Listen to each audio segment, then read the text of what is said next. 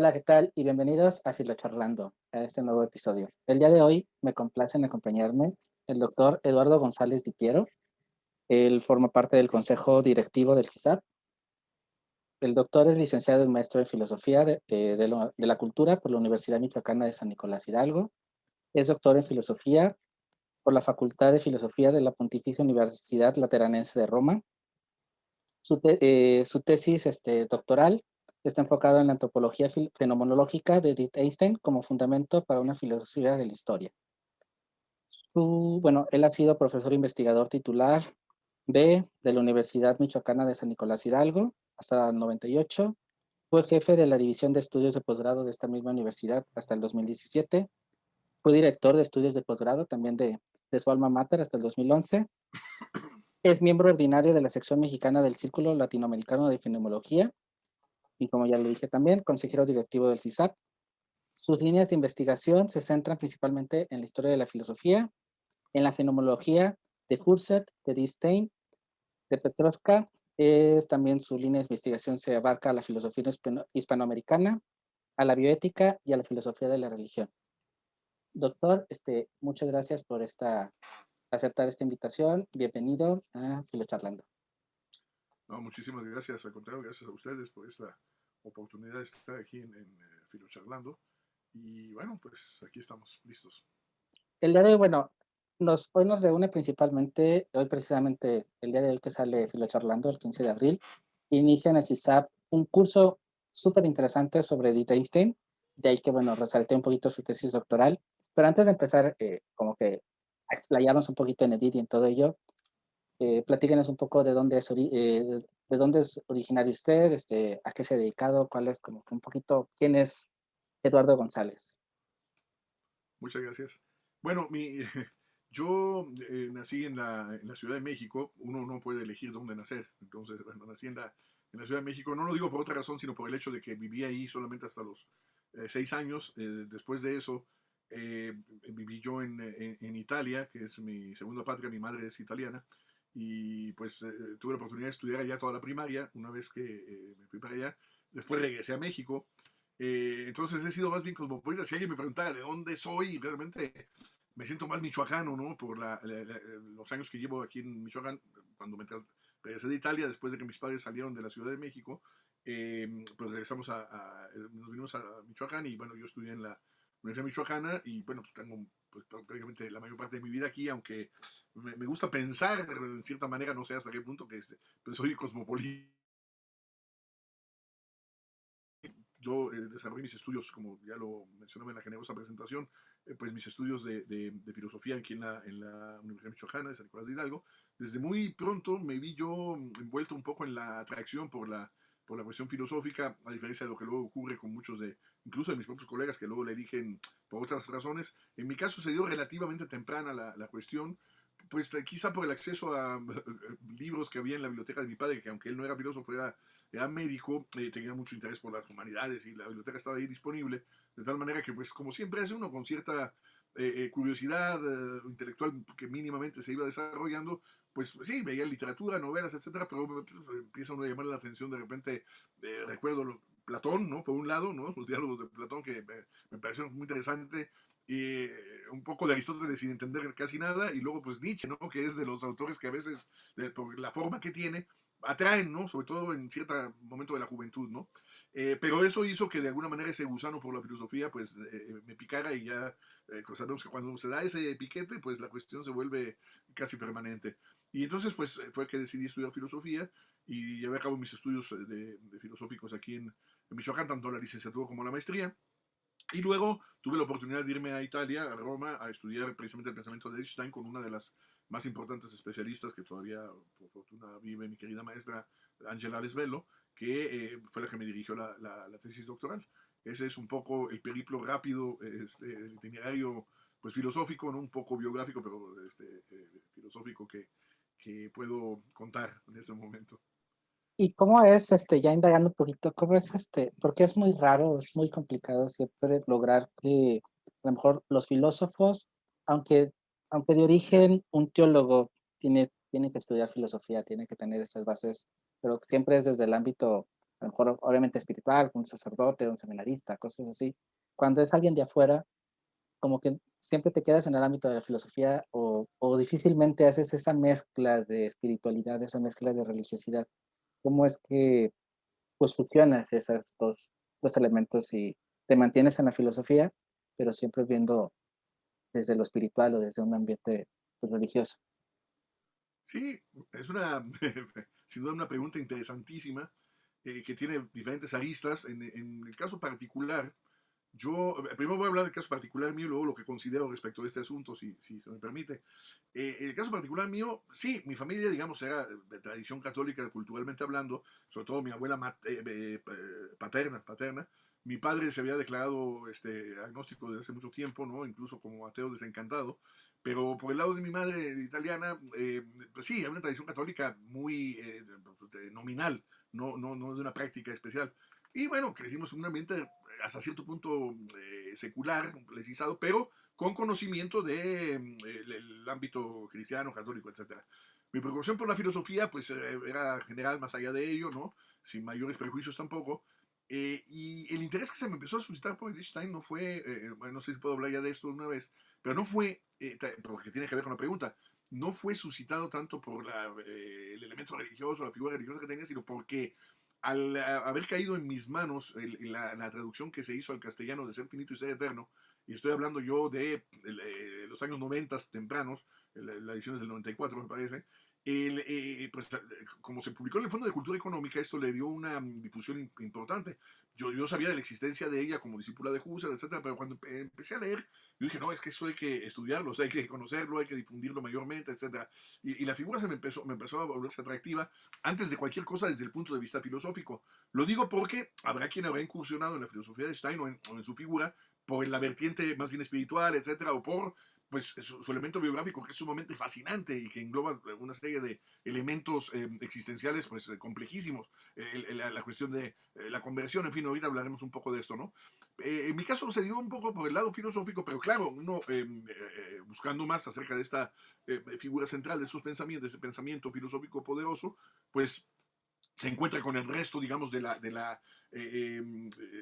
aspecto de su trabajo intelectual, de su ampliación hacia el aspecto cristiano, en este caso, ¿no? Espiritual y demás.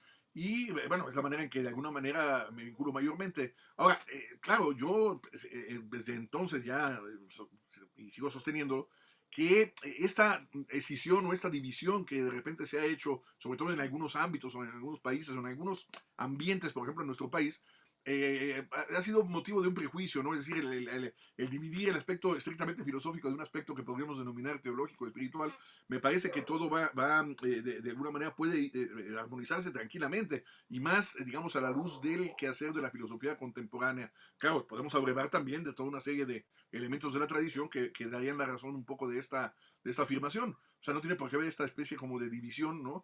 Y convencido un poco de ello fue que pues, continué en el mismo movimiento, corroborando que de alguna manera esto es así, ¿no? Por supuesto que sí. Los contenidos específicos de ciertos aspectos de las religiones, de diferentes ámbitos de espiritualidad, a veces parecen contradecir el espíritu filosófico originario, que normalmente es crítico, que socava los dogmas, los prejuicios, etcétera. Pero me parece que, bueno, eso depende mucho del abordaje que se haga de él desde el punto de vista religioso de determinar, pues, donde pues yo también suscribiría el hecho de tratar de romper ese tipo de dogmatismo en el que de repente se incurre desde la religión. Pero ese es un problema que ocurre también con otras formas de ideología, ¿no? En determinado momento. Entonces, bueno, esa es un poco la razón por la cual he abierto, claro, me encontré yo con una riqueza amplísima también espiritual que logró hacer que se conjuntara, digamos, con esta vocación filosófica personal, ¿no? Y bueno, ahorita que tocas el tema del acercamiento a Edith, bueno, aunque es la misma persona, obviamente, y todo, pero ¿es diferente de alguna manera acercarse a Edith Einstein que a Santa Teresa Benedicta de la Cruz? ¿Hay algo que lo hace diferente en cualquier ámbito? Sí, una buena pregunta también, ¿no? Derivada de lo anterior. Yo, digamos, de entrada yo diría que no. O sea, yo de entrada diría que no, siendo más o menos coherente con lo que acabo de señalar. Entiendo que pueda darse, de hecho, a veces se hace hasta por una cuestión, digamos, casi metodológica que podría existir esta división, bajo la conciencia de que es un artificio que uno establece de repente, ¿no? Sobre todo me refiero en el caso de ella, porque eso ha pasado mucho, por ejemplo, con alguien que tiene, digamos, una cierta característica similar a ello, que es el Papa Juan Pablo II, ahora San Juan Pablo II, Karol Wojtyła.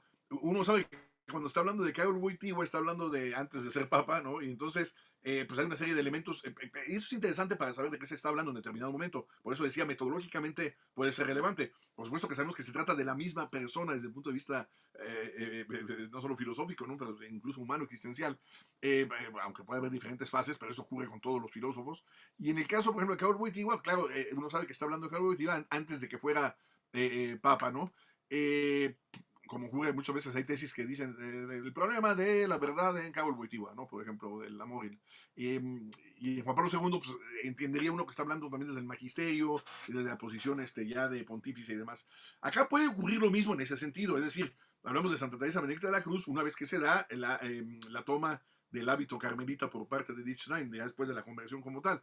Pero en el caso de ella, la cuestión todavía se diluye más, según yo, porque, claro, nominalmente elige este nombre y sabemos que es santificada bajo esa denominación porque, por parte de la Iglesia Católica, pero yo hablaría de, a pesar de que quizá no todo el mundo estaría de acuerdo con esto que voy a decir, pero yo creo que sí hablo, en presencia de una obra que se va ampliando, se va enriqueciendo, se va nutriendo cada vez más de elementos tanto teóricos, filosóficos, conceptuales como vitales, de tal manera que es la misma intuición originaria se va ampliando y da lugar a un continuum, a una obra, digamos, en línea de continuidad, en donde no se encuentra ningún tipo de, digamos, regresión, arrepentimiento, corrección completa, no, al contrario, simplemente se trata de una ampliación cada vez ulterior, porque no hay ningún momento en donde exista, digamos, una especie como de cuestionamiento respecto de lo que ella había venido trabajando antes de la conversión, es más, en la época denominada atea, ¿no? Propiamente filosófica de la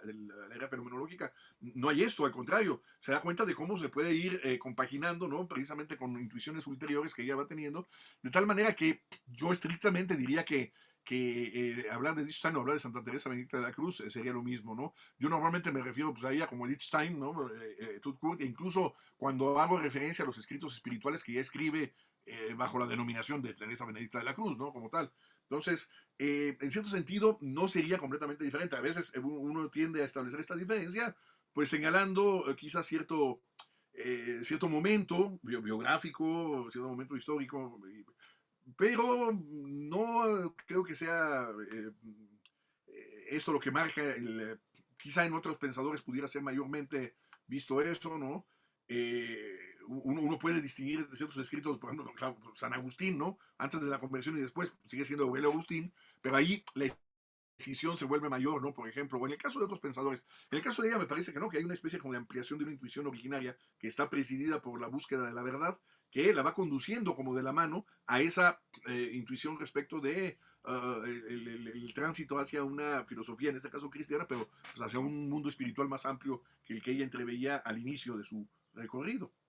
No sé si más o menos Sí, me doy a explicar, ¿no? sí, me da un poco de curiosidad la comparación que haces con Juan Pablo, porque curiosamente, pues, él la canoniza, ¿no? Él la beatifica, él la canoniza. Entonces, ¿cómo Sí, cómo ligamos estas 2 figuras, no? Y en esto de la búsqueda estoy totalmente de acuerdo contigo. Creo que al final, en esa etapa atea, al final, pues, no deja de buscar la verdad, es su búsqueda siempre por la verdad. Y entonces va como en ese camino, es como un descubrimiento hacia algo. Entonces se traza una línea de un recorrido. Y bueno, lo comentábamos un poquito fuera del aire antes de comenzar la grabación. Desafortunadamente, pues no se conoce mucho a ella, no se le conoce fuera del ámbito religioso, fuera del ámbito a lo mejor teológico, desde la vertiente filosófica secular, por decirlo de alguna manera, no se sabe tanto ya quién es Edith Nelson. sí, sin duda alguna, ¿no? Y esto es lamentable. Digamos, sí, fuera del ámbito religioso, o bien, en el ámbito religioso se conoce además fundamentalmente por toda esta vertiente, ¿no? De carácter religioso espiritual y no el aspecto filosófico, pero viceversa. En el ámbito filosófico secular, además de que se conoce poco, lo poco que se conoce es únicamente el aspecto estrictamente filosófico que pudiera ser aportativo y que a veces es sobresimplificado y hasta disminuido como simplemente una mera repetición de Husserl, ¿no? Como es su asistente, etcétera, y que por lo tanto, bueno, no es una figura de gran relevancia, no creo que esto sí es algo que es importante puntualizar en aras a la reivindicación, no tanto de la figura porque uno tenga afecto o simpatía por ella, sino porque objetivamente estamos en presencia de una pensadora potentísima del siglo XX. Es decir, que yo sin ningún problema podemos emparejar a cualquiera de los pensadores que canónicamente sí normalmente se consideran tales, donde nadie se le ocurría cuestionar esto, ¿no? En el caso de Stein me parece que la cuestión ha sido producto de muchas cuestiones. Además, es la acumulación desafortunada de una serie de prejuicios, y no solamente uno o dos, que fueron generando esto, porque en algunos casos se da también con otros pensadores o pensadoras, quizá por un cierto aspecto. En el caso de ellas se acumulan las cuestiones, ¿no? Es decir, se junta la propia condición judaica, pues eso es inevitable, ¿no? Por razones que ya sabemos, y por lo cual han sido discriminados también. Ese elemento, sí, entonces no fue mucho, ese elemento judío, pues evidentemente genera discriminaciones que conocemos perfectamente y que puede, de la que fueron objeto también otros pensadores y pensadoras judíos. Pero además, decía yo, esto va aparejado pues a su condición de mujer, a su condición femenina, que evidentemente constituye, pues lo sabemos, un estigma a partir de la razón patriarcal, el machismo que sigue imperando en este momento, a pesar de que hay avances interesantes que están incluso ligados a ella, ya lo mencionaremos, pero y a ello todavía viene la acumulación respecto de esto, del tránsito que se da en la conversión hacia el cristianismo por parte de ella, y luego todavía pues la toma del hábito carmelita, es decir, sí, la toma del hábito carmelita que hace que evidentemente pues afloren los prejuicios de, bueno, se trata de una monja ahí, pero esa es una cuestión que ha incidido mucho en la en parte en el poco conocimiento, en la poca difusión y en la difusión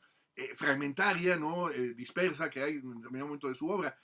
Que claro, esto ha venido revirtiéndose, pero no, me parece, no lo suficientemente, ¿no? Evidentemente, pues esto, los últimos 20 años ha habido unos ciertos avances, hemos tratado de contribuir, digo, hemos varios de los que estamos, no solamente en el curso que vamos a mencionar, sino también a nivel mundial en diferentes foros en diferentes lugares, ¿no? Del mundo, ha habido una gran difusión, un intento de alguna manera de tratar de solventar y reparar este tipo pues, ahora sí que aberración, ¿no? En ese sentido, me parece que es importante señalarlo. Pero sí es una figura que efectivamente no es conocida lo suficientemente, incluso aunque fuera un conocimiento superficial como ocurre en otras figuras de la cultura, que le haga justicia, a eso me refiero, ¿no? Entonces, creo que sí es importante continuar precisamente en este recorrido de revaloración de la figura humana y también de la pensadora, ¿no? Desde luego.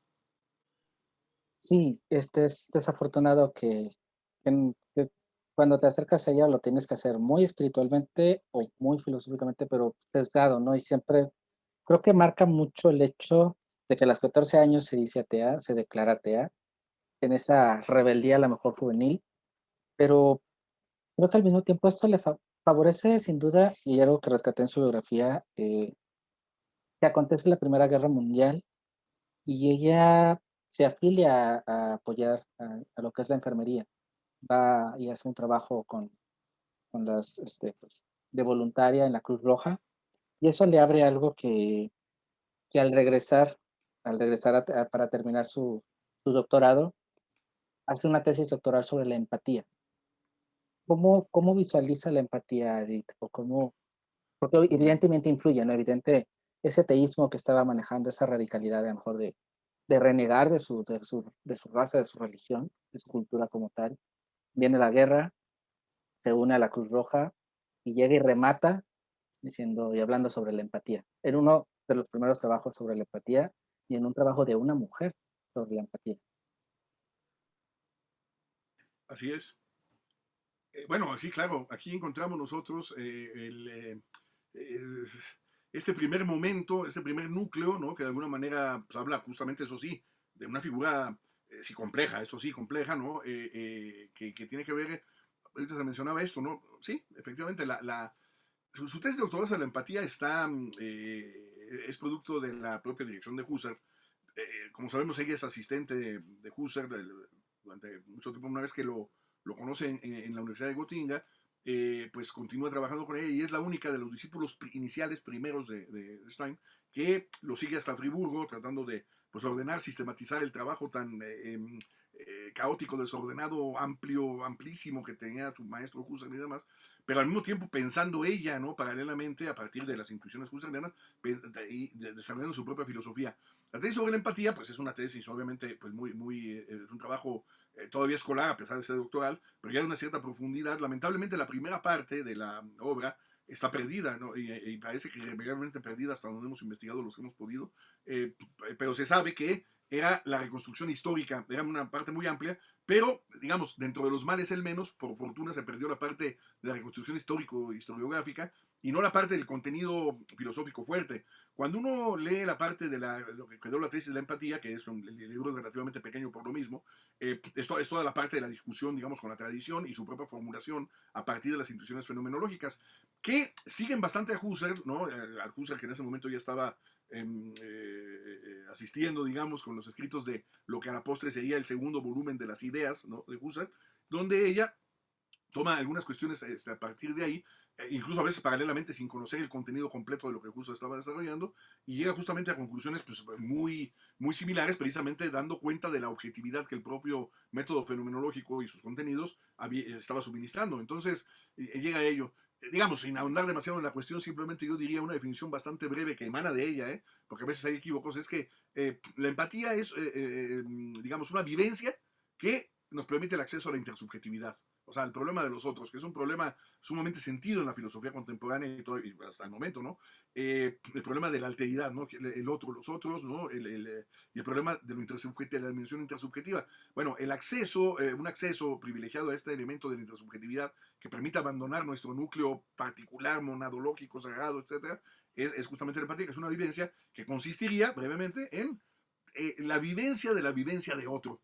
O sea, más allá de la connotación de la palabra empatía que a veces utilizamos, digo, inevitablemente en el lenguaje cotidiano, que puede tener algo que ver, no es exactamente eso. Es decir, nosotros manejamos normalmente empatía como el ponerme en el lugar de esa otra persona, el sentir, bueno, hay algo de relación con esto, pero en realidad no es, digamos, no tiene esa connotación inmediata, ¿no? Que en el término coloquial posee de simplemente ponerme en lugar de ese otro, ¿no? Sino se trata justamente de que cómo hay una vivencia que yo tengo de la vivencia que está teniendo ese otro, por ejemplo, no sé, el gozo o una tristeza o el aburrimiento, me permite de alguna manera a través de determinados elementos percatarme de una alteridad que es irreductible a mí, donde yo puedo entenderla hasta cierto momento, pero esa vivencia no me pertenece. En fin, aquí hay una serie de cuestiones que se pueden, digo, las consideraciones sobre la empatía en Stein son muy amplias, pero de entrada, y además es una buena manera de entrar un poco a su pensamiento, no solamente por ser una obra temprana, porque ella va a quedarse sedimentada en el resto de la obra de Stein de todas maneras.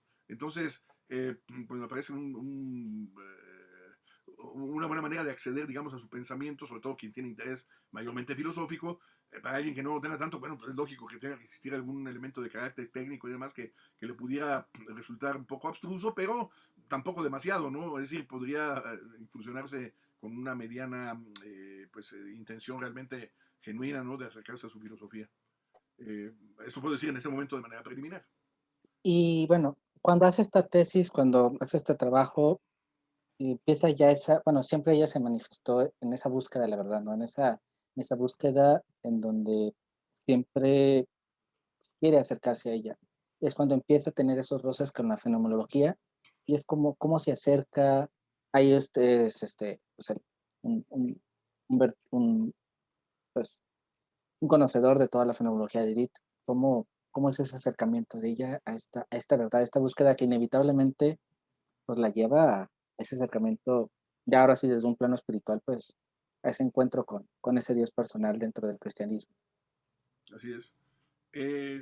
Bueno, claro, es muy problemático. Y de hecho, es un proceso largo, utilizo yo el término incluso doloroso en sentido amplio, ¿no? Cuando existe esta búsqueda en los seres humanos, ¿no? Realmente de comprender el sentido de la propia existencia, la existencia misma como tal, en clave filosófica, pues implica ello. En el caso de ella no es la excepción, es decir, es un camino muy largo. Algunas cuestiones que tenía intuidas, yo digo que lo podemos tipificar de la siguiente manera, un poco abreviando. Es decir, Eh, el punto de partida es el inevitable núcleo judío, que como sabemos a nivel religioso está ligado a una cuestión de carácter étnico, a diferencia de lo que ocurre con otras religiones. Es decir, acá el judaísmo no es algo en lo que yo me pueda convertir, por lo menos de inicio, sino es un fenómeno de pertenencia, y de pertenencia de carácter étnico, lo cual excluye a priori, de alguna manera, pues a la posibilidad de ello a otros seres humanos. Eh, Aunado a ello, ella se da cuenta de cómo el judaísmo era una familia asimilada en general, pero la madre de Stein, el padre muere muy tempranamente, ella queda huérfana de padre, pero la madre sí es observante de la sinagoga, pero se da cuenta de cómo, del judaísmo, pues, si va a la sinagoga los sábados, Stein siempre que podía la acompañaba a la sinagoga, ¿no? Aún ella ya no teniendo convicciones verdaderamente religiosas, se sentía perteneciente a su propio pueblo, comprendía los contenidos de su propia religión, pero justamente en esta comprensión se daba cuenta de cómo el manejo que se daba, como ocurre también después también con otras religiones, pero en el caso judaico era muy fuerte, una expresión que casi se limitaba a lo ritual, sin una comprensión real de lo que se estaba haciendo, ¿no? De cuál era la esencia de sí, de esta religión en este caso. Y esto es algo que ella la pone en crisis y que de alguna manera decide, pues, irse alejando prácticamente de lo que es, en sentido fuerte, ¿no? La creencia en el judaísmo como religión. Y la lleva, digamos, a esta especie de agnosticismo desencantado, que es un tránsito, porque de todas maneras, esta preocupación espiritual se le mantiene larvada, se le mantiene subyacente, ¿no? En este periplo. Y claro, su incursión, o sea, ¿en qué momento se empieza a dar esto? Pues empieza, a veces el ámbito, quisieran utilizar la categoría puramente religiosa, pero a veces es inevitable. A veces resulta un misterio la forma en que esto se llega a dar, ¿no? Es decir, el momento. Pero la búsqueda de la verdad está presente en cualquiera que tenga esta inquietud de carácter filosófico, que era el caso de ella. Entonces, buscando esta cuestión, ¿no? De cuál es el sentido, lo verdadero, ¿no? De la existencia humana, pues esto lo lleva a la filosofía, por eso va a estudiar con Husserl, etcétera, con otros más, y se da cuenta en su ámbito, y eso es algo que luego, otra vez, sobre todo en nuestros países se ignora a veces esto, ¿no? Como, pues claro, ella a la hora de incursionar, digamos, en ese ámbito ya universitario, sobre todo cuando llega a Gotinga, siguiendo a Husserl, es una de las últimas que llega a esta universidad, se percata de que el ambiente que rodea a la universidad misma, a Husserl, el ambiente intelectual, por mucho que a veces se quiera escindir y dividir la parte académica de la parte personal, religiosa, etcétera, en realidad pues estaba imbuida de todas maneras de expresiones, en ese caso de ella, expresiones del cristianismo, predominantemente el cristianismo pues, luterano, ¿no? Es decir, del llamado protestantismo, sí, evangélico y demás, pues, en muchos casos se trataba de judíos que se habían convertido, muchos otros eran judíos que no practicaban prácticamente el judaísmo por esta cuestión de la asimilación que había. Ella misma se sentía pues una alemana, prusiana, había nacido en Breslau, y se sentía pues una pues, ciudadana alemana, ¿no? Donde lo judío no influía demasiado. Pero ella empieza a tener un acercamiento con el cristianismo, pero lo interesante es que su acercamiento con el cristianismo es un acercamiento, sobre todo primero por la vertiente justamente luterana, ¿no? Protestante. El que se haya producido el cambio hacia esa intuición hacia el aspecto, digamos, del catolicismo, porque así fue, bueno, obviamente en las biografías a veces pues se sobresimplifican las cosas, respondería, digamos, entre comillas, a la lectura de la autobiografía de Santa Teresa de Ávila, a la que ella tuvo acceso pues, en una de las vacaciones que transcurría con su grandísima amiga Hedwig Conrad Martius, esposa de Theodor Conrad, otro de los filósofos del grupo inicial de los filósofos, que también eran protestantes, ¿no? Que también eran, pero tenían en la biblioteca la autobiografía de Santa Teresa, y la anécdota dice, más o menos con cierto fundamento, que ella exclama al día siguiente, ¿no? De la lectura que lee de una sola noche todo de corrido, dice ella, esta es la verdad. Esa es la verdad, o sea, le llama la atención la intuición de Santa Teresa. Claro, esto le genera de alguna manera la aproximación hacia querer saber más acerca de la espiritualidad católica, en particular carmelita, ¿no? Y evidentemente esto la va llevando. Pero esto viene de mucho antes, es decir, ya la relación con los propios compañeros que tenía, el ámbito cultural, el aspecto tan fuerte que tiene que ver con el advenimiento de la Primera Guerra Mundial y sus tragedias y demás, pues la acerca de una manera muy particular, digamos, al mundo cristiano, donde por lo menos ella atisba en un determinado momento esa distinción, sobre todo en la voluntad ecuménica, ¿no? De englobar a más personas, no nada más a un grupo étnico, y entre otras cosas, ¿no? Y claro, la enunciación, por lo menos en teórica al principio, pero ella dice que puede ser vivenciada, pues justamente de hermandad, ¿no? Entre los seres humanos y demás, ¿no?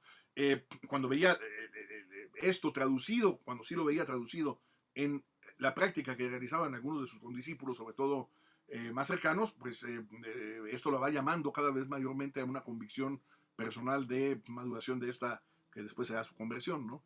Pero claro, el proceso es muy complejo, ¿no? Sí. Y ahorita que hablas de todo este proceso de asimilación, hay una frase de ella que me gusta, es: "Estamos en el mundo para servir a la humanidad". Se liga, bueno, evidentemente el servicio es un efecto del amor, pero ese amor con mayúscula, no este amor, ese amor de ser, de esta persona, de ese ser de ese Dios personal. Y en ese acercamiento, en esa todo ese advenimiento de la guerra, todo ese descubrimiento que hace del servicio, ¿cómo lo empieza a compaginar un poco con el entendido filosófico todavía ya en su labor filosófica? Igual, antes de entrar pues, al convento, antes de entrar en este proceso ya espiritual propiamente dicho, Sí, ¿cómo el servicio lo liga a la filosofía o a su filosofía? sí. Antes que nada, habría que decir que efectivamente esta afirmación, esta frase que evocaste justamente para esta pregunta al inicio, conjunta los dos aspectos, el filosófico y el espiritual que ya se le había abierto. ¿Por qué digo esto? Porque esa frase es una especie como de modificación, mutatis mutandis, de una intuición suministrada por Husserl. Su maestro Husserl dice que el filósofo está llamado a ser funcionario de la humanidad, ¿no? Hay que ser funcionario de la humanidad. Claro, es decir, hay una serie de contenidos ahí que podemos desarrollar, pero digamos, en sentido inmediato, intuitivo, uno entiende esto precisamente como servir a los demás, ¿no? Los seres humanos. Y claro, y entrevé que esto no está para nada, digamos, peleado con, al contrario, con el cometido, por lo menos de origen, no cristiano, de servir a los demás. Y sí, claro, efectivamente ahí puede haber una serie de elementos que sean distintos en uno y en otro, ¿no? En el ámbito más filosófico que humano, pero este elemento del amor subyacente, un amor en sentido amplio, pues preside, ¿no? De alguna manera esta intención de servicio a los otros, ¿no? Y demás. Ahora, dicho esto, efectivamente, traducido en sentido concreto respecto de su ejercicio, esto se ve desde muy pronto, ¿no? Ella, obviamente, la intención, que uno podría entenderla porque cualquiera que se dedica a la filosofía tiene prácticamente ese horizonte de posibilidad, ¿no? El de la enseñanza, es decir, la transmisión, la docencia, por supuesto investigar y demás, ¿no? Continuar en ese talante, pero ella, claro, tiene toda esa intención de obtener la habilitación, como tenía que ser en Alemania, después de haberse titulado a nivel del doctorado, tiene que tener la habilitación para poder enseñar en la universidad. Pero sabemos perfectamente bien que el problema es que la universidad alemana pues proscribía ya también pues, el ingreso de las mujeres, por ejemplo, y bueno, por supuesto, con las leyes raciales que en su momento se van a, pues todavía menos, ¿no? Ahí hay una serie de vicisitudes que se pueden mencionar, anécdotas varias, ¿no? El momento en que Heidegger, que había formado parte del núcleo inicial, por lo menos se conocían bastante bien, ¿no? Han tenido ahí, pues el filósofo Martin Heidegger, muy famoso, ¿no? Pues asume el rectorado de la Universidad de Friburgo en el 33, es decir, justo con el advenimiento del nazismo en Alemania, y ya Husserl había sido años antes conminado a jubilarse, ¿no? Husserl era judío también, pues, ¿no? Eso lo sabemos, pero una jubilación temprana. Entonces, la búsqueda de encontrar una posición universitaria en Stein es prácticamente una labor casi imposible. Trata de buscarlo en el propio Husserl, que no tenía incidencia mayor. En el caso de Heidegger era imposible recibir una ayuda de esa naturaleza. Por lo tanto, se ve marginada de la enseñanza universitaria, lo cual, digamos, por supuesto que le incomoda, le resulta doloroso, pero no la amedrenta, al contrario, ¿no? Continúa ella en el desarrollo de lo que considera que es importante y justamente en este talante de lo que acabamos, que fue lo que abrió la pregunta, de abrirse a los demás, pues claro, enseña en institutos de educación superior, ¿no? En Instituto Pedagógico eh, y también en otras, ahorita se me fue el nombre de la institución, ¿no? Pero bueno, tanto en Speyer como en Münster, ella se dedica a la enseñanza, eh, a veces a grupos constituidos exclusivamente por mujeres, pero claro, aportando todo ese conocimiento, ¿no? Conocimiento, claro, en sentido teórico y todo ese testimonio, finalmente es la palabra que podemos encontrar, ponerlo en juego y transmitírselo a sus discípulos y discípulas, ¿no? Que tenía, dando conferencias y demás. Entonces, esta vocación de servicio es muy temprana y esa vocación de servicio después se va, de todas maneras, a transfigurar, pero a continuar, pues, ya en la vida monástica, digamos, o más de momento, pero no la, es decir, siempre está bastante presente, ¿no? En ella. Incluso en la etapa anterior, muy juvenil, en donde podría ella, a veces se queja de esto, de hablar de un cierto egoísmo suyo y demás, me parece que, siendo la más pequeña de la familia, ¿no? El acudir a su madre era una cuestión más allá de una mera obligación conceptual, sino una obligación que ella asumía como propia y de gran testimonio de alguna manera de vocación de servicio. Me parece que esto lo tiene ella también, claro, cada vez más desarrollado, un poco diferenciado, explicitado, pero lo tiene desde un principio, ¿no? Y es algo que vale la pena destacar y que a veces no se menciona mucho, ¿no? Incluso ya en el momento último de la fase de su vida, ¿no? Pues hacia pues hacia su muerte, ¿no? Esta trágica muerte en Auschwitz, ella muestra, da signos precisamente de una colaboración hacia los demás que se encontraban en una situación como la de ella, pues inigualable, ¿no? Sí, y algo que me llama mucho la atención de ella es siempre el amor, ¿no? Lo tiene como una vertiente muy importante y esto le desencadena todo lo demás. Y algo que en su reflexión dice que es esta la capacidad de amar que tiene el hombre, esta capacidad que ella, en su vertiente judía, en su vertiente atea, en su vertiente que siente ese acercamiento espiritual, descubre, ¿no? Esa capacidad del hombre de amar, de ser empático, de su servicio, es una seña de que el hombre es algo más, que es algo que no se puede quedar como que aquí algo mundano, sino que sí tiene que trascender. ¿Cómo es ese entretejido de este descubrimiento, de este porque incluso, bueno, esto se puede entender tanto desde un plano religioso vinculado a este Dios amor, a este Dios paterno, a este Dios filial, pero también desde un lado incluso, filosófico como tal, ¿no? La capacidad innata del ser humano al servicio, al amor, pues te hace esta alma, esta trascendencia que buscamos todos como especie. ¿Cómo se compagina, cómo lo vamos uniendo con en esta, te digo, en esta parte del amor que es algo que ella tiene muy presente, igual que vincula siempre con la Trinidad, con ese reflejo del amor?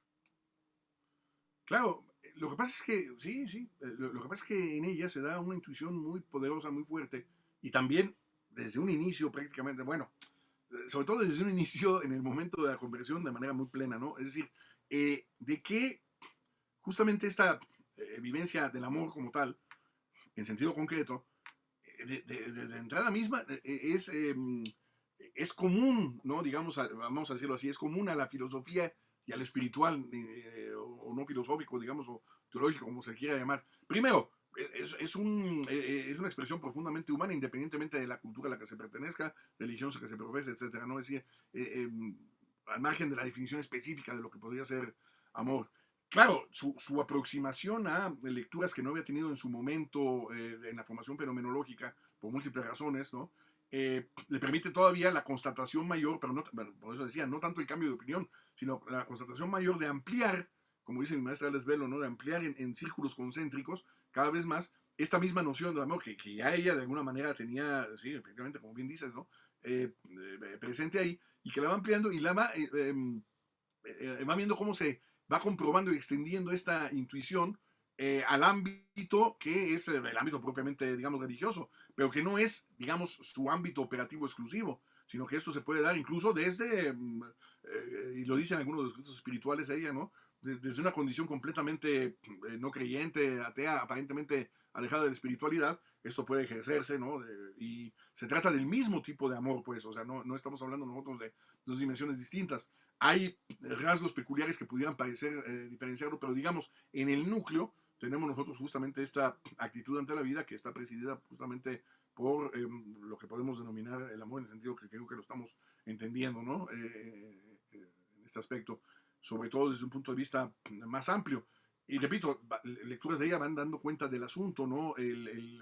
La aproximación a pensadores medievales que ella no conocía, pero también a los pensadores griegos, ¿no? Es decir, estoy hablando yo de lecturas de Platón y de Aristóteles, que luego ya ponen en juego el espíritu eterno, más allá de las consideraciones teóricas profundas que va a extraer de ahí, está toda esta convicción precisamente de que este sustrato, vamos a llamarle así, el sustrato amoroso, ¿no? es un poderoso motor que nos lleva precisamente a la cuestión de la verdad. Es decir, ligándolo con todo el asunto, el problema de la verdad es un problema que ella se da cuenta de que no se juega nada más en el ámbito epistemológico o cognoscitivo.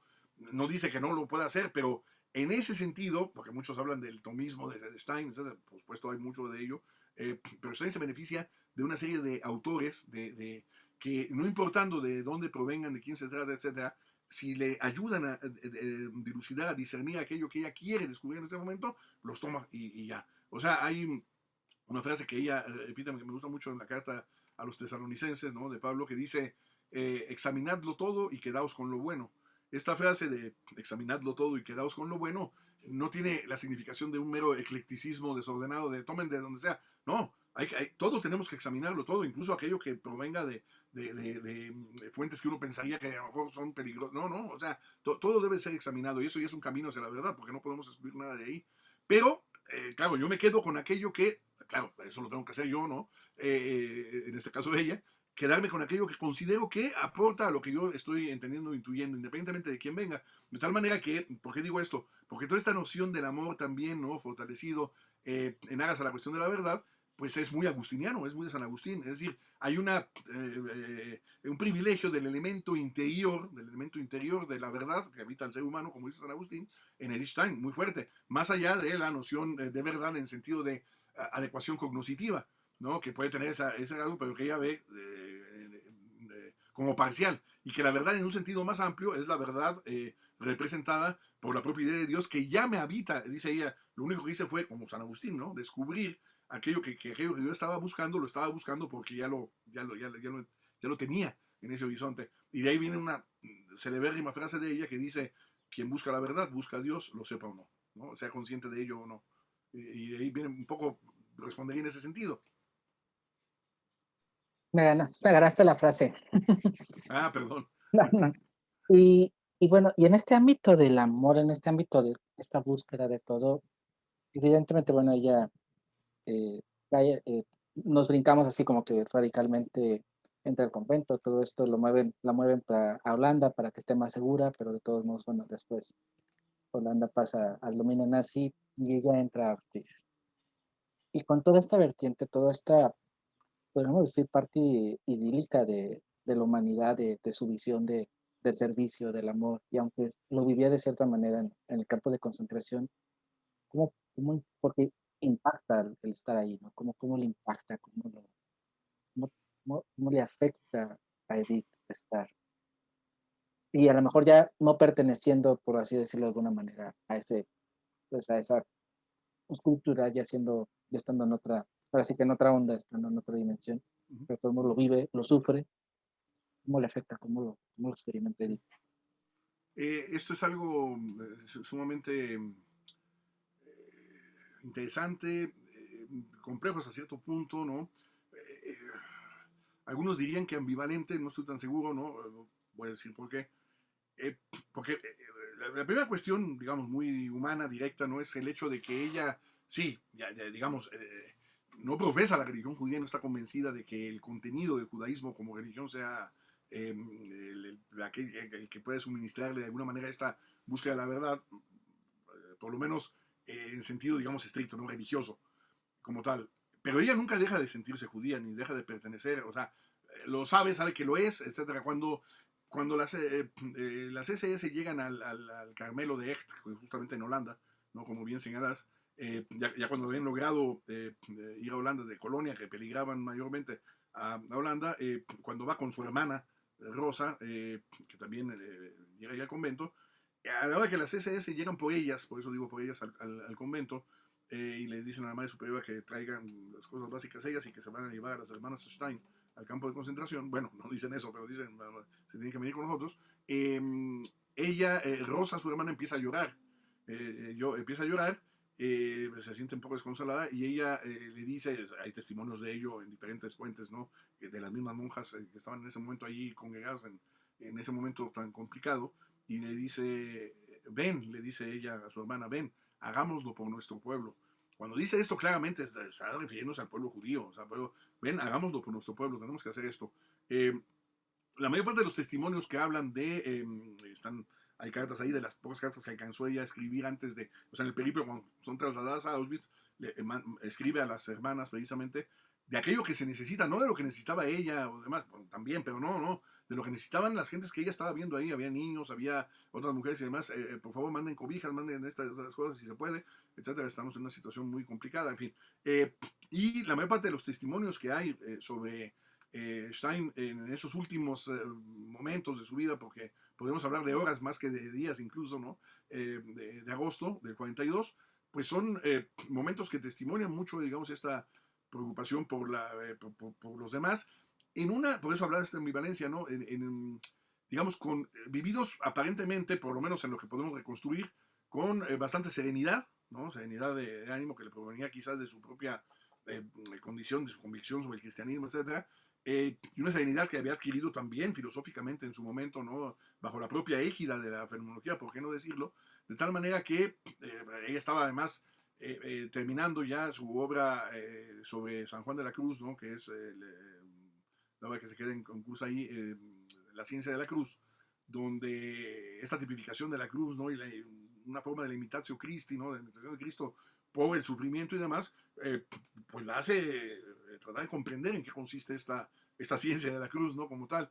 Y lo ve, me parece, como un momento de testificar aquello en lo que ella misma creía.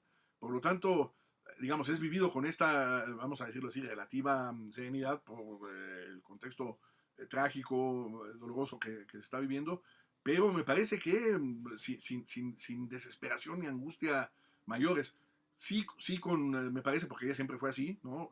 Sí con indignación, sí con rabia en el sentido, digamos, pues, eh, de resistencia respecto de un statu quo que no tendría por qué haber sido, por las admoniciones que ella misma había realizado en su momento en el intento, en la carta que le escribe al Papa, ¿no? A Pío XI para pues, dar cuenta del asunto. Es humana, evidentemente tiene toda esta nación, pero me parece que hay repito, estamos reconstruyendo, sí estamos siendo especulativos, pero también al mismo tiempo con fundamento, ¿no? ¿Por qué decimos esto? De una vivencia en bastante serenidad de un acontecimiento que sin duda alguna es de proporciones pues solo imaginables quizás viviéndolas, ¿no? Pero pues un poco podría decir esto en este momento, ¿no? Respecto de lo que me estás preguntando, Miguel Ángel.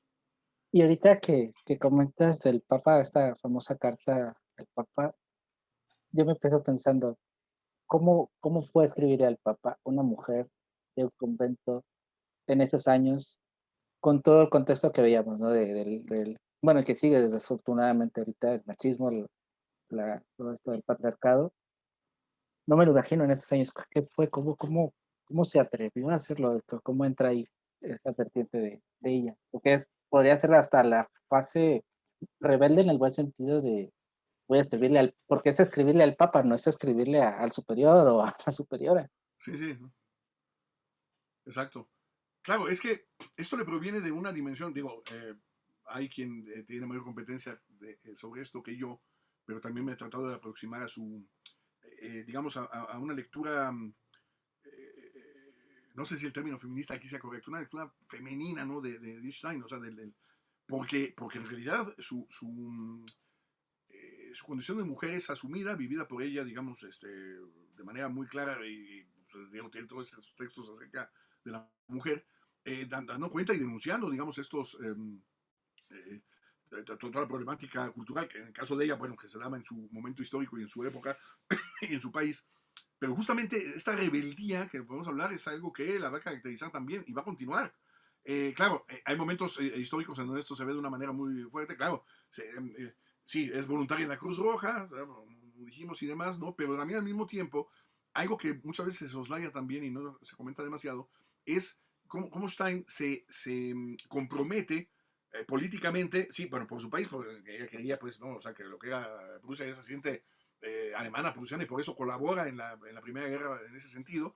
Y claro, se siente pues, traicionada evidentemente por lo que el régimen nazi considera respecto de lo que debe ser lo nacional, ¿no? El famoso nacionalismo exacerbado, ¿no? Que conduce a lo que sabemos. Y en el caso de ella, pues la cuestión, repito, es muy fuerte. ¿Por qué? porque ella además había luchado por la cuestión, por ejemplo, del sufragio femenino en Alemania. De hecho, el que se vaya a lograr responde muchísimo en el activismo que tuvieron estas mujeres, entre ellos de manera muy clara ella. O sea, a veces no se maneja esto. Incluso después de la conversión al catolicismo, ella sigue perteneciendo al Partido Socialdemócrata Alemán, eh, que tenía un poco esta talante, digamos, de, vamos a llamarle así en clave actual, de progresismo y demás, pero en realidad era esta reivindicación, digamos, de los derechos, entre otras cosas, por el sufragismo, ¿no? O sea, la cuestión del voto femenino y demás, que ella encabeza de una manera muy preclara, ¿no? Más allá de cualquier tipo de consideración, que, claro, ayudada por su condición filosófica y en ese momento también ya por esa condición espiritual de convencimiento de una igualdad en la diferencia, como dirían también en ciertas vertientes del feminismo no cristiano, no católico, pero una igualdad en la diferencia de varones y mujeres, ¿no? Es decir, su texto sobre la mujer expresa un dualismo fenomenológico, antropológico muy poderoso que conduce a una igualdad esencial bien expresada con la distinción de uno y otro plano. El que exista una distinción entre varones y mujeres le parece a ella maravilloso y le parece correcto. El problema es que esta distinción haya tendido de alguna manera a pues favorecer únicamente al sexo masculino, ¿no? O predominantemente al sexo masculino, cosa que no debería de ser, pero ella está convencida de la importancia que tiene que darse en la complementariedad de los sexos, no solamente en sentido biológico, sino en sentido cultural incluso. Entonces, esto es algo que también es muy interesante señalar y lo marco porque tiene que ver un poco con esta especie de, lo que acabas de denominar muy interesante, ¿no? De rebeldía, ¿no? Presente en ella y de la cual no abdica. Y bueno, ahorita que estábamos en esta parte femenina, feminista de Edith, hay algo que parece curioso, me parece curioso. Estamos ahorita muy acostumbrados o se está como que la moda de que cuando es algo de la mujer, el hombre no tiene que opinar en las cosas feministas, en toda esta vertiente, ¿no? Que está como que si es algo femenino, es netamente la mujer. ¿Cómo es ahora, como hombre, acercarte tú a una figura como Edith, con todas estas aristas, todas estas vertientes, con este pensamiento feminista, con este que ella se autollama feminista, también se consideraba lucha por el voto femenino. ¿Cómo es el hombre acercarse? Porque siempre es la mujer, a lo mejor, las que se acercan a los grandes pensadores, a las grandes personalidades de la historia, pero para tú volteas la tortilla y es como hombre te acercas a una mujer con todas estas vertientes, ¿cómo es para ti? Y para cualquier Eh, otro experto en el área, ¿no? Como, sí, sí. No, es una pregunta muy interesante que pocas veces luego se formula, ¿no? Sobre todo directamente a nosotros, ¿no? En este caso, yo como varón, ¿no? Por supuesto que, a ver, digo, en este momento yo te respondería que constituye una gran responsabilidad, además, por lo que voy a señalar. En el momento de la aproximación yo no lo tenía muy problemático, o sea, yo no en ningún momento dije, a ver, es una mujer y quién sabe qué vaya. No, no, o sea, te lo digo en serio, o sea, podría haber estado prejuiciado, pero no fue así, ¿no? Eh, Me quedaba ya claro por la formación misma que había tenido yo filosóficamente en los años previos con compañeras, ¿no? Profesoras que trabajan el feminismo aquí en la universidad y en otros lados, ¿no? Bueno, esta cuestión de la reivindicación de los derechos, de importancia que esto tenía y también de otros colegas varones, profesores que también suscriben esto. O sea, yo no tenía demasiado problema respecto a este asunto y particularmente.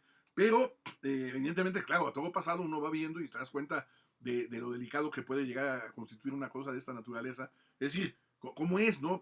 En la condición de varón, hablar de una filósofa como ella. Fíjate, yo, por ejemplo, también desde muy pronto y sin pensar en una cuestión de carácter de género, después coincidió.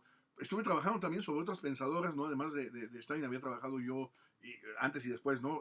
María Zambrano, por ejemplo, lo he trabajado muchísimo, muchísimo María Zambrano como filósofa, y me interesaba el contenido filosófico, ¿no? De su obra,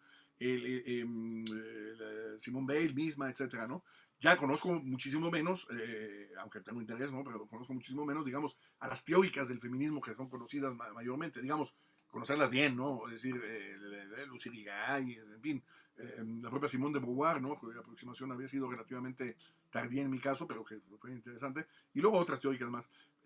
Pero al margen de esto, yo creo que sí, hay que también socavar, y eso para mí también es un prejuicio, el hecho de que para ciertas vertientes, finalmente creo que las menos, y sobre todo en filosofía no predominan tanto, aunque luego incursionan o llegan ahí, el hecho de que yo no pueda tener ningún tipo de opinión respecto de la condición de lo femenino, ya sea desde Stein o desde mi propia posición y demás, por el hecho de ser varón. Sabemos que esto es una falacia muy problemática, porque yo creo que en el tapete de la discusión tenemos la obligación de estar involucrados los varones, ¿no? Lo de sexo masculino, en toda esta discusión, tratando de aceptar también críticamente que la reivindicación que exigen para sí, digamos, las mujeres, independientemente de las orientaciones que tienen, son históricamente válidas y son, digamos, innegables. No podemos nosotros hacer avestruces y decir, no, eso que están diciendo, no. No, hay una. Ahora, el intento de respuesta de esto, de tratar de solventar el asunto, de revertirlo, ¿no? Cosa que se ha venido dando a pesar de la lentitud, me parece que sí se ha dado, pues eso yo creo que debemos de actuar todos ahí. O sea, es una tarea de la filosofía, ¿no? Y en este caso de la filosofía contemporánea, quizá mayormente, debe ser siempre una tarea de la filosofía, pero en este caso es una tarea que debemos absolver los filósofos y filósofas, o las filósofas y filósofos, como quieran, no importa. Pero es importantísimo de absolver. Y por supuesto, cuando uno se aproxima a pensadores y pensadoras, como Stein, por ejemplo, en el caso de las mujeres, como en el caso de Stein, que no tiene, digamos, como preocupación inicial esto, pero sí lo hace, lo logra, pues uno ve el ejemplo, ¿no? Abierto de esta posibilidad de hacerlo. No es gratuito que en el siglo XX hayan emergido mayormente, y parte del XXI, pues lo que llamamos el XXI, hayan emergido mayormente las mujeres filósofas, digamos, con protagonismo. No es que antes no las hubiera, pues, por supuesto que había mujeres que pensaban y con mayor amplitud que los hombres, pero ya lo vimos con Stein, ¿no?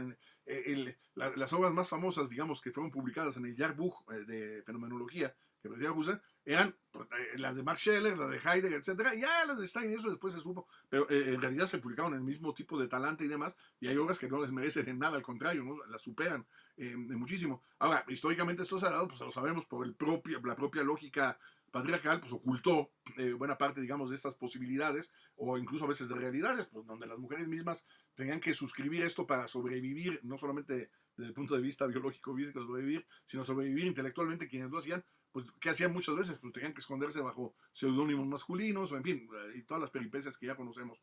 Creo que Stein también tiene muchísimo que decirnos respecto de este asunto. Sí, sin duda, es como dices, creo que sí hay esta pugna lenta, pero se ha ido ganando, y también no coincido en esa parte de que hombres y mujeres tenemos la misma habilidad en opinar, y al contrario, tenemos más responsabilidad, como en el sentido de que desafortunadamente, históricamente, ha sido el patriarcado, ha sido el hombre el que ha ocultado, el que ha opacado. Entonces, obviamente, desde nuestra trinchera, pues tenemos que tener ahí como que esa injerencia, ¿no? ¿Y cómo fue o cómo vino la idea de este curso de Edith, para el CISAP? ¿Cómo llegaron? ¿Cómo fue que se les ocurrió Bueno, traerla para yo, acá? como bien se señalaba al inicio de la presentación, yo, digamos, no estoy adscrito al CISAB en este momento así nominal, pero yo soy parte, digamos, del proceso de fundación del CISAB. Yo lo vi nacer, lo vi fundar.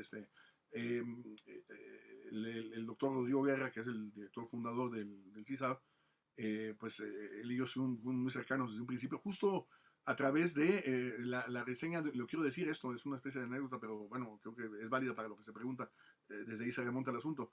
Yo conocí al doctor Rodrigo Guerra antes de que se fundara el CISAP, pero estando yo haciendo los estudios de doctorado en Roma, él le envió un libro a la doctora Lesbelo, que era mi asesora de tesis en ese momento. Él le envió un libro, el libro que él había publicado sobre Karol Wojtyła, sobre Volver a la Persona, un libro sobre Karol Wojtyła.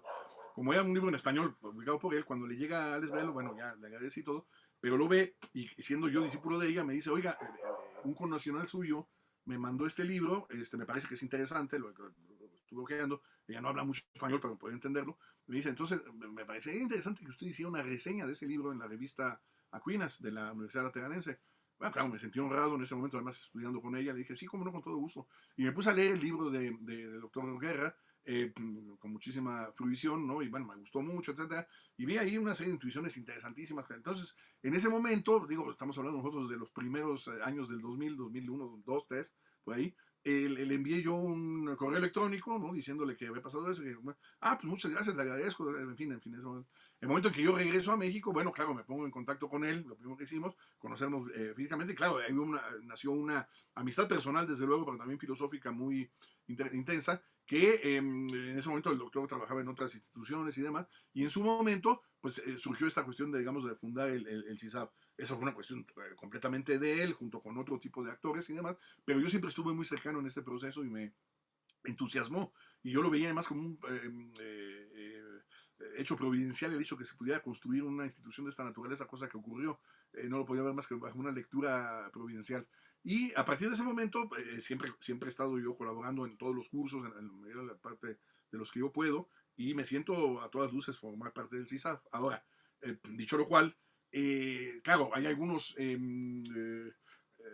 o varios, ¿no?, de los eventos en donde pues yo no tengo injerencia respecto del asunto, pero sí, bueno, puedo dar cuenta de dónde surge, ¿no? Porque todas estas iniciativas se han dado en una vinculación absoluta, ¿no?, con la sociedad y con diferentes instancias de todo el mundo, quiero decir. Entonces, en este momento bueno, son varias divisiones y generalmente se compromete toda la comunidad del CISAB, pero digamos la división de filosofía en particular, que es a la que yo pertenezco como adscrito, no externo, eh, pues claro, se da la tarea, en este caso, a través sobre todo de su coordinador ahora, ¿no? José Miguel, ¿no? Ángeles, pero también el doctor Rodrigo, poner en juego justamente el hecho de que nos conozcamos algunos, ¿no? Y que podamos realizar sinergia para que el trabajo no sea un trabajo aislado, no sea un trabajo simplemente de repente personal, de difusión, en donde, pues, no, yo creo que uno de los elementos interesantes del CISAB es justamente este espíritu de comunio, ¿no?, en el sentido más amplio de la palabra, que logre justamente vinculaciones de diferente tipo, entre ellos algo como esto, que es la colaboración académica, como ocurre con otras universidades, pero aquí de una manera muy clara, en esa búsqueda de encontrar, un punto común, ¿no?, en diferentes temáticas. En este caso, Stein, pues era interesante el hecho de que existiera el conocimiento, por ejemplo, de gente a través del propio Rodrigo, ¿no?, de gente con el Instituto de Granada, conocer a Matías Saray, por ejemplo, al que yo conocía, pero no personalmente, por ejemplo, más que Slobo. Entonces, eso fue un motivo de, pues decir, bueno, vamos a ver de quienes han sido más o menos cercanos a nosotros y demás, que podemos construir a través del CISAO para dar a conocer una figura tan importante como es la de Stein. Porque además estamos por cumplir 130 años de su nacimiento y no sé si se valga que pueda hacer una especie de comercial, además, Claro, porque claro, involucra el claro. CISAO. Además del curso que está por abrirse ya, bueno, que ya va a empezar, ¿no?, mañana, hay un evento que es importante que pertenece al IASPES. El IASPES es el International Association for Studies of Philosophy of Edith Stein. Sí, que se le conoce informalmente como Edith Stein Circle. El Círculo Stein, en donde, bueno, yo hace muchos años que también yo soy miembro y otros y demás. Eh, Cada 2 años realiza su conferencia bianual y este año recayó, hace 2 años fue en Colonia y ahí se eligió que fuera México la siguiente sede, un poco por la participación de quienes estamos involucrados ahí. Gracias a ello, yo, bueno, justamente con el CISAB, pero no solo el CISAB, estamos el CISAB, la Universidad Michoacana de San Nicolás de Hidalgo, la Universidad Autónoma de San Luis Potosí y la Universidad Popular Autónoma del Estado de Puebla, esas 4 instituciones que acabo de nombrar. Vamos a organizar esta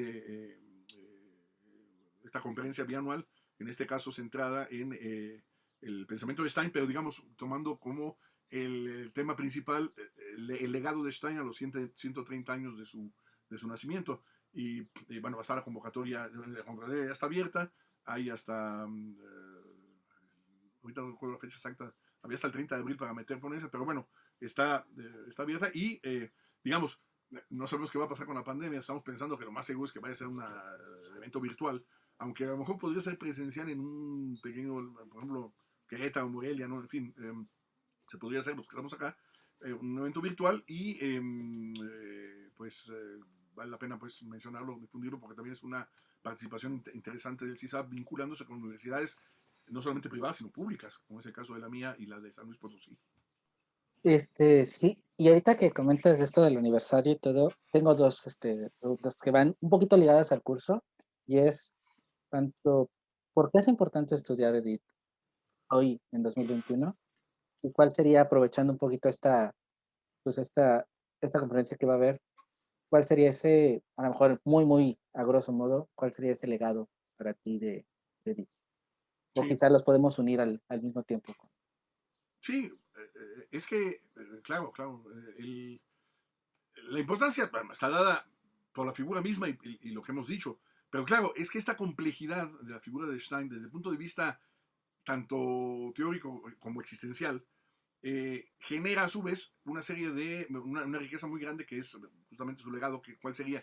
Pues una obra que tiene, con toda esa línea de continuidad que yo he afirmado, que tiene diferentes registros, como se dice, ¿no? O sea, diferentes niveles de lectura, de aproximación, que, claro, metodológicamente se puede hacer precisamente para encontrar aristas que a veces están escondidas o bien subyacen a otras y demás, y tratar de explicitarlas. O sea, el curso está diseñado a nivel modular por elementos que me parecen, bueno, un primer módulo introductorio, ahí forma parte la conferencia inaugural del doctor Jesús Teruel, y luego ya vienen específicamente las temáticas. A mí se me encomendó, es la palabra que yo tomo, una encomienda, ¿no? Me encomendó trabajar a Stein y la fenomenología, por la, digamos, el interés que siempre he tenido yo en la fenomenología, ¿no? Desde siempre, la vinculación del trabajo, además, pues, como bien lo señalabas ahí en la presentación, a Husserl, a Patochka, a la fenomenología francesa misma, etcétera.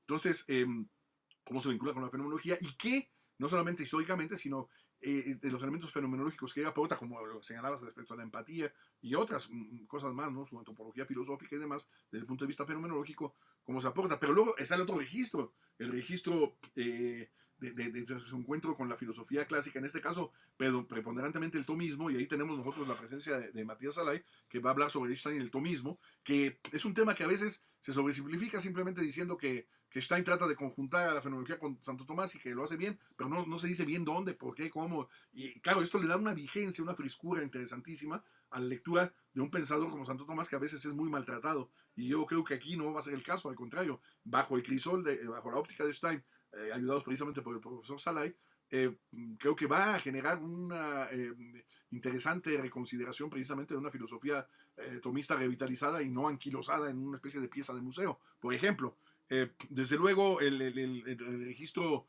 que tiene que ver con el feminismo, ya hemos hablado, ¿no? La presencia de la doctora que va a presentarnos esto, la doctora Feli, es sumamente rico. A su vez, ahí, cada tema, bueno, tendría también una serie de aristas, pero ya la enunciación misma de Einstein y el feminismo, o sea, en qué sentido se juega, hay que verlo ahí. Hay una serie de consideraciones ahí riquísimas que también nos van a dar este registro, ¿no? Del feminismo. Y después, claro, el doctor Guerra, por ejemplo, va a abordar la cuestión de, también poco explorada, a pesar de lo que uno pensaría, poco explorada, que sería la teología de la vida espiritual.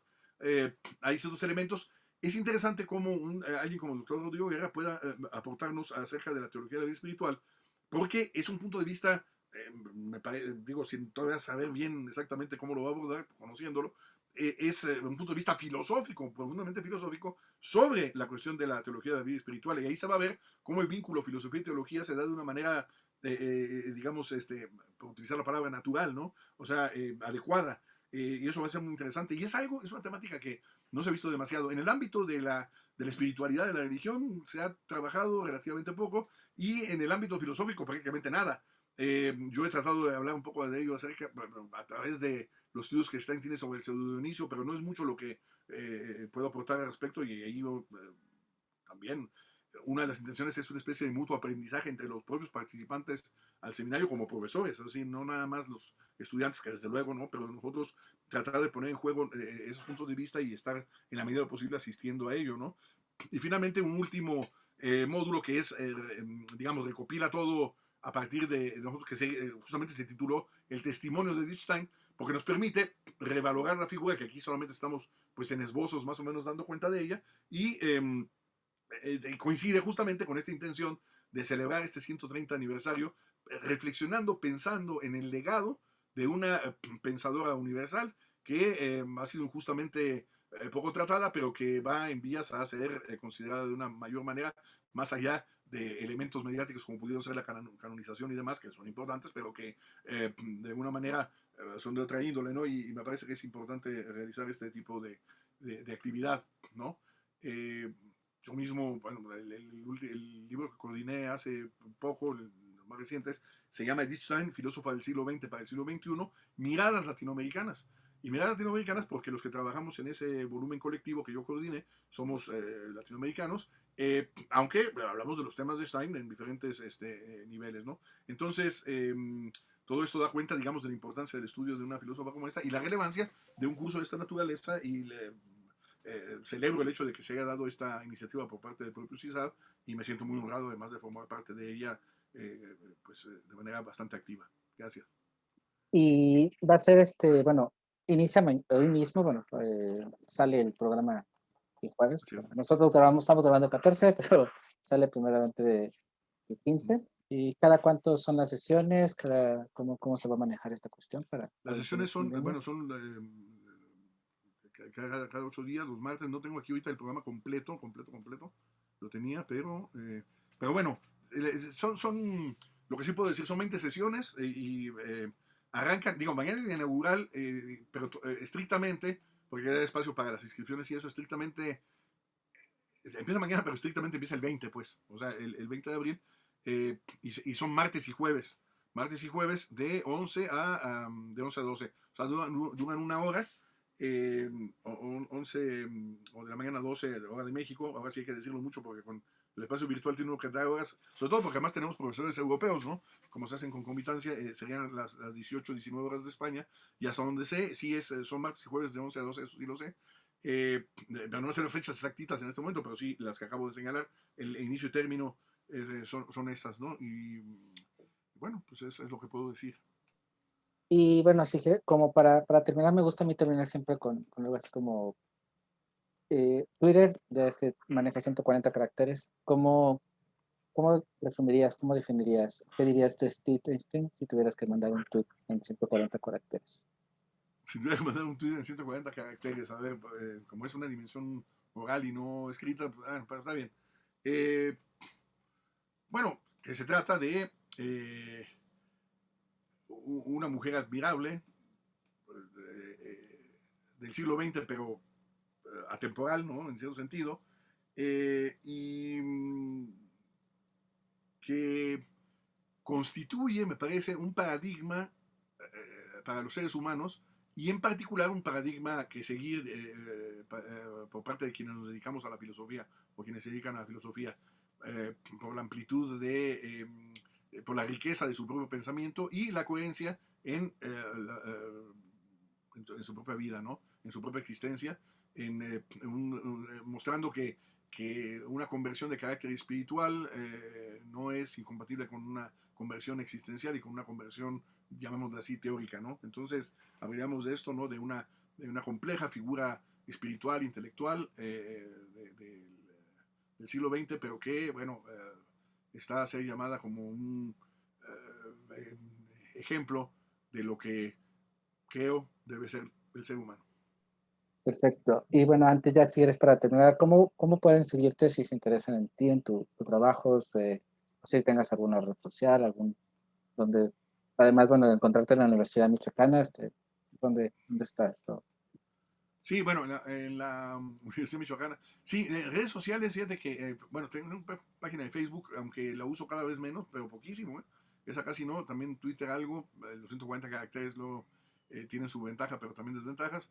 Uso poco esas dos redes sociales, uso muchísimo más el WhatsApp, pero para fines más prácticos, ¿no? Aunque tengo esas dos páginas, pero lo que sí, sobre todo para el gran público o la mayor parte de la gente, por supuesto me pueden contactar sobre todo con un interés específico, ¿no? Sobre cuestiones filosóficas, Stein o otras cosas que yo trabaje y yo pueda aportar a través de mi correo electrónico, que es muy fácil porque son mis apellidos en minúsculas todas, González Di Pierro, ¿no? Todas con minúsculas, González Di Pierro con doble R, no Z las dos, @gmail.com. Y ahí se puede tranquilamente difundir sin mayor problema. Me pueden escribir y claro, pues, yo normalmente trato de responder. Así que eso podría ser una manera. Por supuesto, pueden entrar a la página web de la Universidad Michoacana, en particular el Instituto de Investigaciones Filosóficas Luis Villoro, ahí lo buscan, que es el que yo todavía dirijo. Hasta julio, por lo menos, estoy como director de ese instituto. Y ahí pueden encontrar también algunas cuestiones relativas a mí o al programa mismo de la Universidad Michoacana y demás. Esos serían los principales vehículos. Perfecto, Eduardo. Pues muchísimas gracias por esta entrevista, gracias por tu tiempo y bueno, a esperarlo Al sin contrario, duda. a esperar el inicio de las clases y sobre todo a esperar tu clase, tus ponencias Ok, de sobre bueno, fenomenología y edit.